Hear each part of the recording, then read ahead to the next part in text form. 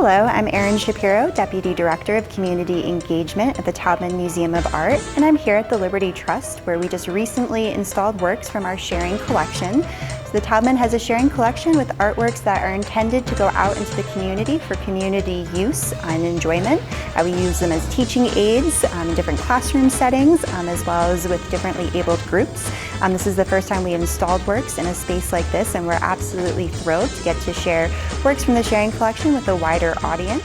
So we have 7 pieces on display, 5 2D works and 2 sculptures from various artists that have different relationships with the museum. And it's just a wonderful way to see artwork outside of the museum walls. So we hope you enjoy the selection on view and then take the quick walk over to the Taubman Museum of Art to see works from our permanent collection on exhibit.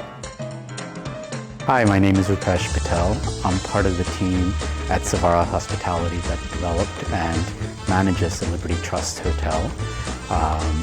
It's important to us to host the collection from the Taubman Museum at the hotel so that it allows our guests who are visiting from all over the country and the world to be introduced to local artists from Virginia and to provide a segue to see the amazing collection that's at the Taubman Museum.